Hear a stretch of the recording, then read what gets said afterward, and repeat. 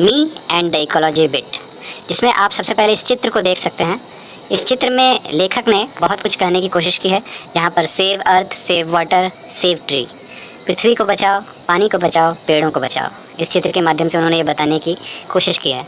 अर्थात यहाँ पर कुल मिलाकर उन्होंने ये कहा है, पर्यावरण को बचाओ, पर्यावरण का संरक्षण करो। ठीक है, तो जैसा कि आप कहानी का नाम देख पा रहे हैं, me and the ecology bit, मैं और पारिस्थितिकी। पारिस्थितिकी का अर्थ है हमारे चारों ओर का पर्यावरण, जिसमें जैव और अजैव हर तरह के जीव जंतु आते हैं। सभी living things, non living things, जो हमारे काम को आसान करते हैं, जिस पर हम निर्भर हैं, जो हम पर निर्भर हैं, वो सारी की सारी चीज़ें, चाहे वो घर हो, सड़क हो, बिल्डिंग हो, कुछ भी हो, एनीथिंग, चाहे वो पशु पक्षी, पेड़ पौधे हों, सब के सब हमारे पारिस्थितिकी तंत्र में आ जाते हैं। तो ये कहानी जॉन लेक्सवा के द्वारा लिखी गई है और ये इसमें पारिस्थितिकी तंत्र की बात करते हैं। और ये आप कहानी का नाम देख पा रहे हैं, मैं, मतलब उन्होंने स्वयं को इस तंत्र से जोड़कर बताया है कि वो कैसे इसके बचाव, क्योंकि आपने चित्र देखा जिसमें बचाव की बात करते हैं, तो कैसे इसके बचाव के लिए कार्य करते हैं, उन्होंने ये भी बताया है। तो सबसे पहले जॉन लेक्सवा के बारे में जानें। जॉन लेक्सवा's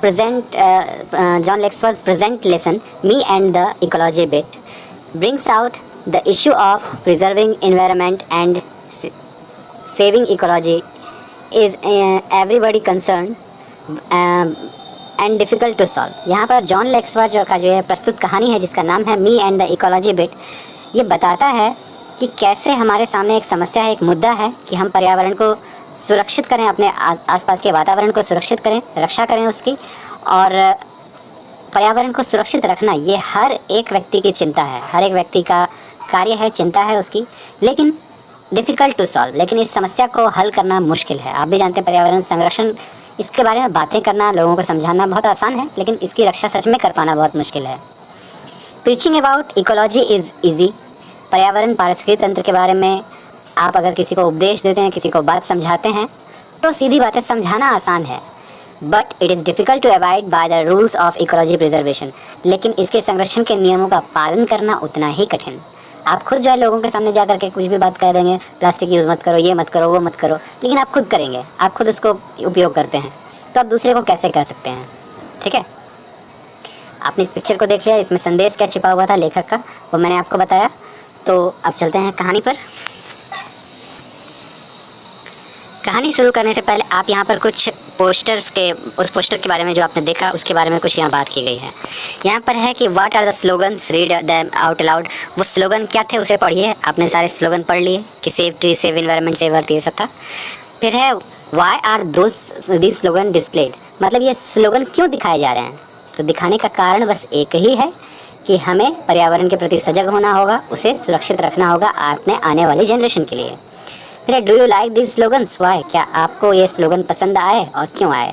इसका जवाब देना है। तो सीधा बात है, ये स्लोगन पसंद सबको आते हैं, इसके प्रति कार्य करना सब कोई नहीं चाहते हैं, क्योंकि थोड़ा मुश्किल है, समय लगेगा, लेकिन कोई समय नहीं देना चाहता। फिर है have you ever displayed such slogan और participated in any seminar on ecology preservation, क्या आपने कभी इस तरह के स्लोगन का लोगों के सामने प्रदर्शन किया है, या फिर किसी तरह के इकोनॉमी के, मतलब इकोलॉजी के संरक्षण के लिए, पारिस्थितिकी के संरक्षण के लिए आपने कभी किसी सेमिनार में भाग लिया है? तो जाहिर सी बात है, शायद आप लोगों में से बहुत सारे बच्चों ने बिहार में होने वाले वृक्षारोपण कार्यक्रम में भाग लिया होगा, जो आपके स्कूलों में भी कराया जाता है, आप लोगों से वृक्षारोपण करवाए जाते हैं, तो आप लोगों ने ज़रूर भाग लिया होगा इसमें। तो इन प्रश्नों के बाद आती है कहानी की बारी। कहानी क्या कहती है, अब हम ये समझते हैं। सबसे पहले यहाँ कहते हैं कि sure it is hard to get people to work for ecology, निश्चितता यह बहुत ही मुश्किल कार्य है लोगों को पर्यावरण के मुद्दे पर काम करवाना, मतलब लोगों से पर्यावरण के मुद्दे पर काम करवाना बहुत ही मुश्किल। ये लेखक कहते हैं एक बच्चे के रूप में, इस कहानी में लेखक एक बच्चे के रूप में बात कर रहे हैं जिसका नाम जिम है। ठीक है, मैंने इस कहानी के मुख्य किरदार की बात बता रहा हूँ मैं, उसका नाम जिम है और ये एक बच्चा है और ये लोगों से उन्हें सलाह देता है, उन्हें बताता है कैसे पर्यावरण संरक्षण करना चाहिए। लेकिन यहाँ पर ये क्या कहा है पहली लाइन में ही कि निश्चितता यह बहुत ही कठिन है लोगों से पर्यावरण के विषय में काम करवाना। Everybody is in favour of it, हर व्यक्ति इसके पक्ष में है। But nobody wants to do anything about it, लेकिन इसके विषय में कोई कुछ करना नहीं चाहता। At least I am doing something, कम से कम मैं तो कुछ कर रहा हूँ। Going around telling people what they should do, मैं आसपास के इलाकों में जाता हूँ और लोगों को बताता हूँ कि उन्हें क्या करना चाहिए। But all I get is a lot of talk back, लेकिन मुझे बदले में क्या मिलता है? मुझे बदले में लोगों की बातें सुनने को मिलती है और कुछ नहीं। उनकी उदंडता देखने को मिलती है, उनके क्रूर स्वभाव को सामना करना पड़ता है। ठीक है, ये एक बच्चे का कहना है। एक बच्चा जो है बड़ों, आप ही सोचिए, आप अपने समाज में एक बच्चे के रूप में हैं, आप अगर बड़ों को जाकर उपदेश देंगे, निर्देश देंगे, ऐसे मत कीजिए वैसे मत कीजिए, तो सब आप ही को झाड़ कर भगा देगा, है ना। इस बात से आप भी रूबरू हैं कि कोई आपकी बात सुनेगा नहीं, भले ही आप उसके लिए कोई अच्छा कार्य ही कर रहे हो, लेकिन बच्चों को कहने का अनुमति नहीं दिया जाता है। हमारे समाज में बच्चों की बात को वैल्यू नहीं दी जाती, उसे डांट दिया जाता है, डपट दिया जाता है ना। आगे देखते हैं कहानी में क्या है कि I have this paper route, मेरे पास एक ही मार्ग है, पेपर का मार्ग मतलब कि कागज़ का रास्ता। कागज़ का रास्ता मतलब कि पेपर पहुंचाना लोगों तक। जब मैं पेपर बांटने जाता हूं, मतलब ये पेपर बांटने का काम करते हैं, न्यूज़पेपर बांटने का काम करते हैं। ठीक है, जैसे लेखक यहाँ बताएंगे कि वो उसके पिता भी यही काम करते थे, अब ये करता है। तो I have this paper route, मेरे पास ये पेपर का मार्ग है, एक रास्ता है पेपर पहुँचाने का, जिससे मैं लोगों के घरों तक जाता हूँ, उन्हें समझाता हूँ। My father had one when he was a kid, मेरे पिता भी ये काम करते थे जब वो छोटे थे, बच्चे थे। So he made me got one last year, इसीलिए उन्होंने जो है मुझे आखिरी बार, मतलब कि पिछले साल मुझे भी ये काम करने को कहा। ठीक है, between it and my homework I hardly have time for playing ball and stuff, और इस पेपर के काम में और साथ ही साथ अपने होमवर्क को पूरा करते हुए मेरे पास मुश्किल से ही समय बच पाता था कि मैं जो है बॉल से या फिर किसी अन्य वस्तु से खेल सकूं, मतलब खेलने का समय नहीं मिलता था। Someday I get in only a few innings, कभी कभी मुझे मौका मिलता कि मैं कुछ इनिंग मैच खेल सकूं, कुछ पारी खेल सकूं क्रिकेट की या फिर कोई और गेम की। But anyhow, लेकिन किसी भी प्रकार, on Saturday when I collect, Saturday को जब मैं कलेक्शन पर निकलता था, जब मैं पैसे के लिए लोगों से कलेक्शन करने के लिए निकलता था, I put in a good work for ecology, तो मैं पर्यावरण के लिए, पारिस्थितिकी तंत्र के लिए बहुत अच्छा काम करता था। उस दिन जब मैं लोगों के पास जाता था, उनके घर जाता था, तो बहुत अच्छे से कार्य करता था।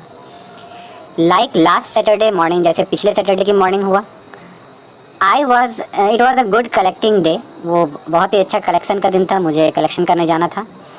It has just turned spring and a lot of peoples were outside, और ये वसंत ऋतु का समय था, लोग घर से बाहर थे, बहुत सारे लोग बाहर देखने को मिले। I went to Mr Williams house, तो सबसे पहले मैं गया मिस्टर विलियम के घर। As usual he tried to pretend he is not home, सबसे पहले उन्होंने यह दिखाने का प्रयास किया कि वो घर पर हैं ही नहीं, मतलब वो मुझसे छुपने की कोशिश कर रहे थे।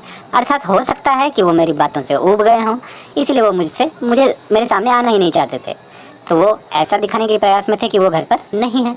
But I see him burning leaves in the backyard, लेकिन मैंने उन्हें देख लिया था कि वो घर के पीछे हिस्से में पत्ते जला रहे हैं। मतलब वसंत का जो मौसम होता है, पतझड़ के बाद वसंत आता है, तो पतझड़ में बहुत सारे पत्ते गिरते हैं, तो पत्तों को जमा करके जला रहे थे। सो ही इज स्टक, अब वो जो है पकड़े गए, है ना। ही पेज मी, उन्होंने मुझे पैसे दे दिए। एंड आई टेल हिम, पैसे तो दे दिए, लेकिन उसके बाद मैंने क्या कहा सुनिए। You shouldn't burn those leaves, आपको ये पत्ते नहीं जलाने चाहिए। मैंने कहा कि आपको ये पत्ते नहीं जलाने चाहिए। इट्स बैड फॉर एयर, ये वायु के लिए गंदा है, प्रदूषक है, आप जब जलाएंगे तो ये प्रदूषण करेगा। बैड इकोलॉजी, आपके पर्यावरण को, आपके पारिस्थितिकी तंत्र को गंदा करेगा। You should make a compost pile like we do, आपको इसका कंपोस्ट बना लेना चाहिए, जैविक खाद बना लेनी चाहिए। इन पत्तों को गला करके, सड़ा करके आप इसका जैविक खाद बना लीजिए, उसके बाद आप इसको खेतों में प्रयोग कर सकेंगे। और जैसा कि हम लोग भी करते हैं, हम लोग भी पत्तों का इसी तरह ढेर बनाकर उसका खाद बना लेते हैं। Put in the leaves garbage and stuff good for garden, आप पत्तों को, कचरों को और जो भी चीज़ें उनको जमा कीजिए, सड़ाइए और उसके बाद आप खाद बनाइए, ये आपके बगीचे के लिए बहुत ही अच्छा होगा, ये जैविक खाद है। ठीक है, तो इस तरह से मैंने उनको समझाने का कोशिश किया। ही डजंट एग्री और hang his head in Shem, वो मेरी बात नहीं माने या फिर जो है शर्म से अपना सर झुका लिया उन्होंने। ही सेज, वो कहते हैं, that compost pile is your job at home gym isn't it, वो कंपोस्ट का जो ढेर बनाते हो, जैविक खाद का जो ढेर बनाते हो, वो तुम्हारे घर का काम है ना जिम। तो मैं कहता था कि यस, आई से प्राउडली, मैं पूरे अभिमान के साथ कहता था कि हाँ बिल्कुल ये मेरा काम है, मैं करता हूँ ऐसे। Which would shock the idea I hate working with compost, और ये बिल्कुल गलत था। मैंने उनके मुंह पर तो कह दिया कि हाँ मुझे बहुत पसंद है, ये काम मैं करता हूँ, लेकिन यहाँ पर वैसी बात नहीं थी, मुझे ये काम बिल्कुल पसंद नहीं था, मैं इससे नफरत करता था ऐसे कामों से, विच आई डू, जो कि मैं सच में करता था नफरत। Mr William says, Mr William कहते हैं, well don't you take a little more trouble with it, क्या तुम्हें इससे कोई परेशानी नहीं होती। Put enough dirt on top of each layer, तुम इन गंदगी के ऊपर जो है लेयर पे लेयर चढ़ाते हो, क्योंकि कंपोस्ट बनाने की विधि आपने देखी होगी, उसमें इस तरह के सड़ने गलने वाली चीज़ों के ऊपर मिट्टी का एक परत, फिर उसके ऊपर एक लेयर इसका यही सड़ने गलने वाली चीज़ों का, फिर एक मिट्टी का परत, इस तरह से परत दर परत करके बनाया जाता है। तो यही कहते हैं कि क्या आपको तुमको जो है इससे कोई दिक्कत नहीं होती इस तरह के परत बनाने में, then we wouldn't have this nose pollution, और तुम्हारे अगर तुम ऐसा नहीं करते तो हमको ये नोज पॉल्यूशन नहीं होता। ध्यान दीजिएगा, यहाँ नोज पॉल्यूशन कहा है, नॉइज पॉल्यूशन नहीं कहा है, ठीक है। ये कहते हैं कि तुम्हें तुम्हारे इस काम के कारण नोज पॉल्यूशन नहीं होता। तो देखिए जिम क्या करता है कि हो ऐसे, तो ये ओह मैंने कहा यू मीन नॉइज़ पॉल्यूशन, जैसा कि आप कहना चाहते हैं नॉइज़ पॉल्यूशन, मतलब जिम को भी नॉइज़ पॉल्यूशन समझ में नहीं आया, उसने कहा कि नॉइज़ पॉल्यूशन कहना चाहते हैं क्या। तो मिस्टर विलियम्स कहते हैं no no, he says I mean your compost smell of the whole street, तुम्हारा जो कंपोस्ट है, तुम्हारा ये जो खाद है, ये पूरी गली में महकता है, तुम जो बनाते हो बहुत सड़ जाता है, महकने लगता है, गंद करता है, तो ये गलत है, तुम्हें ये नहीं करना चाहिए।